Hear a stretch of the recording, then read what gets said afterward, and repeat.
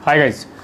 Normal sugar level को लेके diabetic patients के अंदर बहुत कन्फ्यूजन होता है। एक्चुअली कन्फ्यूजन नहीं होता है, लेकिन वो जो नॉर्मल लेवल होता है उसको कुछ अलग ही मानने लगते हैं। नॉर्मल लेवल शुगर का अगर हम लोग समझेंगे कि डायबिटिक पेशेंट को 200 से नीचे, मतलब आइडियली 180 के नीचे रखना चाहिए उनको, जब खाना खा लिया हो, मतलब 2 घंटे बाद, और जब भूखे पेट हो तो वो शुगर 110-120 के आसपास रखो। लेकिन आप देखेंगे बहुत से डायबिटिक पेशेंट जिनको कि डायबिटीज़ हुए काफ़ी टाइम हो गया है, वो लोग का शुगर अगर 250 रहता है, 300 रहता है, तो वो उसको एकदम नॉर्मल लेके मानते हैं, उनको कुछ फ़र्क नहीं पड़ता है।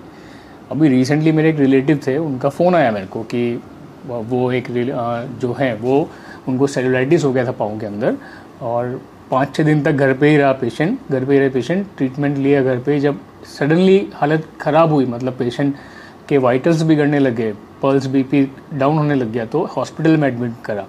हॉस्पिटल में एडमिट करने के बाद उनको डॉक्टर ने बोला कि भाई आप इनको आईसीयू में ही शिफ्ट करना पड़ेगा, यहाँ पर ये केयर नहीं कर पाएंगे।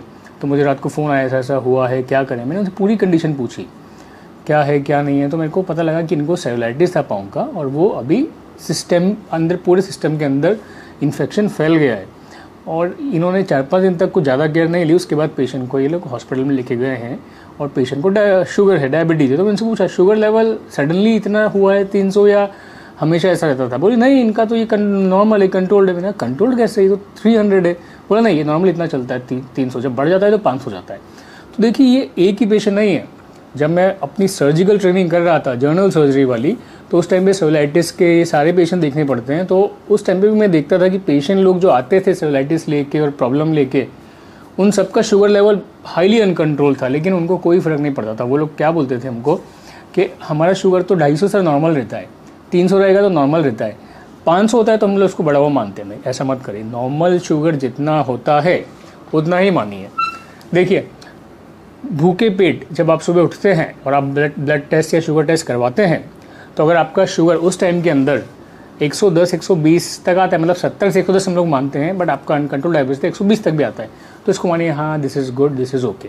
या फिर अपने डायबिटोलॉजिस्ट से बराबर कंसल्ट करिए, क्योंकि डेफिनेटली मैं भी इतना अच्छा इन्फॉर्मेशन नहीं दे पाऊंगा जितना कि एक डायबिटीज़ का डॉक्टर, आपका जो डायबिटोलॉजिस्ट होता है, डायबिटोलॉजिस्ट वो दे पाएगा। तो वो शुगर जो होती है भूखे पेट वाली, वो आप 120 तक रखिए, आपको डायबिटीज़ है तो, अनकंट्रोल डायबिटीज़ है तो। और जो खाना खाने के 2 घंटे बाद होती है उसको 180 तक रखिए। अगर ये है तो कंट्रोल्ड है, अगर ज़्यादा है तो डेफिनेटली अनकंट्रोल्ड है। फिर ऐसे केसेस में आपको क्या करना होगा, आपको अपने डॉक्टर से मिलना पड़ेगा और उनको बताना पड़ेगा, ताकि वो जो आपकी दवाइयाँ चल रही है उनकी डोज कम ज़्यादा कर सकते हैं, या फिर दवाइयों को भी कई बार बदलना पड़ता है। अब यहाँ पे एक क्वेश्चन आता है, सर हम लोग तो किसी और डॉक्टर को फॉलो करते हैं, उन्होंने बोला है कि डायबिटीज़ को बिना दवाई के भी ठीक कर सकते हैं, और आयुर्वेद में ऐसा लिखा हुआ है। तो देखिए, मैं ऐसा बोलूँगा कि क्योंकि मेरा एजुकेशन आयुर्वेदिक, मेरी डिग्री में आयुर्वेदिक नहीं पढ़ाया था मैं, तो मैं डेफिनेटली उस पर कमेंट नहीं कर पाऊँगा।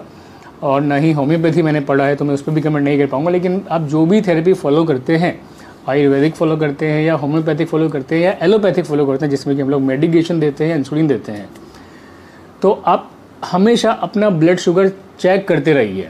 ऐसे मत रखिए कि हाँ मैंने योगा स्टार्ट कर दिया है और अब मैंने अपने लास्ट टाइम शुगर टेस्ट कराया था 6 महीने पहले, तब 180 था खाना खाने के बाद में, दैट इज़ नॉर्मल, और अब 6 मंथ है और मैं आराम से सब कुछ खा रहा हूँ और मुझे अच्छा फील हो रहा है। ऐसा नहीं करिए। हाँ, शुगर की बीमारी एक साइलेंट किलर होती है, आपको पता भी नहीं रहता है कि आपका ब्लड शुगर बढ़ गया है, आपका 300 पहुँच गया, 400 पहुँच गया, 450 पहुँच गया, 500 पहुँच गया, और वो लंबे टाइम से बना हुआ है।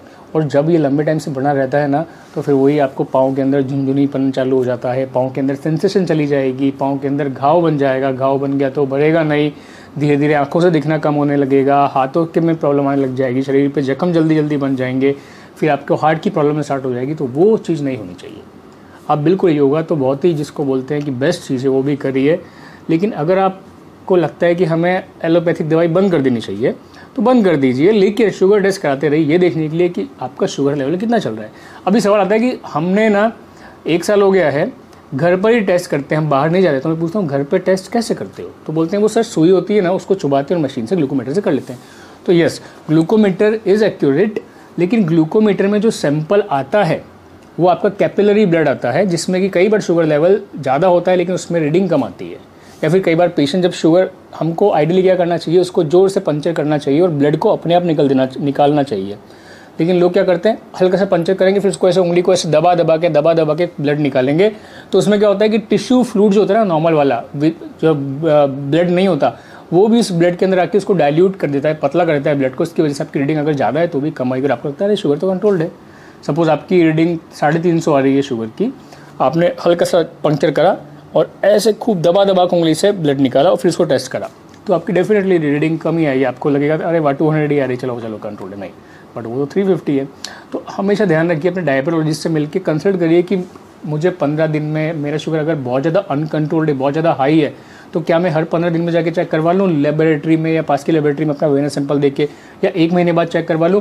और इसी के साथ में एक चीज़ और करनी होती है, HbA1c लेवल भी चेक करवाना चाहिए। HbA1c मतलब क्या होता है, ग्लाइकोसिलेटेड हीमोग्लोबिन।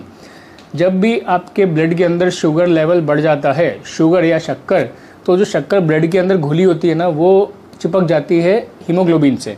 और हीमोग्लोबिन किस में होता है, RBC, रेड ब्लड सेल के अंदर। तो जो शक्कर चिपक गई ना, वो परमानेंट चिपक जाती है, फिर वो घुलती नहीं है, तो हीमोग्लोबिन को बना देती है ग्लाइकोसिलेटेड हीमोग्लोबिन। अब वो हीमोग्लोबिन जब तक RBC जिंदा रहेगी, वो हीमोग्लोबिन शक्कर से चिपका रहेगा। तो RBC जो होती है वो ब्लड के अंदर 60 से लेकर 120 दिन तक जिंदा रहती है। तो अगर आप HbA1c लेवल कराएंगे तो आपको पता पड़ेगा कि पिछले 2 या 3 महीने में आपका ब्लड शुगर लेवल कितना फ्लक्चुएट हुआ था, राइट। सपोज मैं 2 महीने से दवाई नहीं ले रहा था, आज 5 दिन से मैंने दवाई चालू कर दी है और शुगर टेस्ट करा, मैंने कहा अरे वाह वाह नॉर्मल हो गया।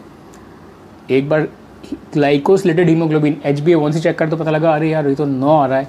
क्यों? क्योंकि लास्ट 2 मंथ से का लेवल ये बता रहा है। HbA1c का नॉर्मल लेवल जो होता है ना, वो 3 से 6.5 तक होता है। आपका अगर 9 आता है, 8 आता है, तो मतलब ये बहुत ज़्यादा है। मतलब आपको शुगर जो है वो अभी आपको कंट्रोल दिख रही है, लेकिन लास्ट 3 मंथ में या 2 मंथ में ये बहुत ज़्यादा फ्लक्चुएट हुई है। कई बार 400 पहुँच गई, कई बार 500 पहुँच गई, कई बार ये 200 पहुँच गई, फिर 400 पहुँच गई, 500 पहुँच गई, इस तरह से फ्लक्चुएट हुआ है। तो शुगर टेस्ट के साथ में हमेशा HbA1c लेवल भी करवाना चाहिए। मैं अपने पेशेंट का बताता हूँ, मेरे पास पेशेंट आते हैं जिनको मेरे को लगता है डायबिटीज़ अभी पता पड़ा है, तो मैं उनका HbA1c लेवल भी करवाता हूँ। पेशेंट को पता नहीं होता, फिर उनको समझाता हूँ कि देखिए HbA1c लेवल भी करना जरूरी है। इससे पता पड़ेगा कि आपका डायबिटीज़ का स्टेटस क्या है, कितना पुराना है, या ब्लड के अंदर कितना ज़्यादा ये शुगर के लेवल ने डैमेज करा है। तो ध्यान रखिए, शुगर के पेशेंट ना ये बहुत मिस्टेक करते हैं। और वापस से मैं ये बोलूँगा कि आप कोई सी भी थेरेपी फॉलो करिए। लोगों को गोली दवाई के अंदर डेफिनेटली एक भरोसा ही नहीं है कि नहीं गोली दवाई मतलब स्कैम है ये। तो देखिए, मैं इसके बारे में कुछ नहीं कहना चाहूँगा। मैं सिर्फ ये कहना चाहूँगा कि आप जो भी थेरेपी फॉलो करते हैं, आप सिर्फ अपना ब्लड टेस्ट करवाते रहिए कि वो सच में कम हो रहा है या बस ऐसे ही आपको लग रहा है कि हाँ कम हो रहा है, अच्छा, और सडनली फिर आप एक प्रॉब्लम वाली सिचुएशन में नहीं पहुँचे, राइट। अच्छा है आप लोग अल्टरनेटिव मेडिसिन को फॉलो करते हैं, तो वो तो अच्छा बताता है आपको कि करेले का जूस पियो, ये पियो, लेकिन हाँ डेफिनेटली एक इमरजेंसी सिचुएशन नहीं बननी चाहिए आपको ऐसी, तो आप वो भी एक चीज़ को ध्यान रखिए। So that is all, thanks for watching, nice day, bye bye.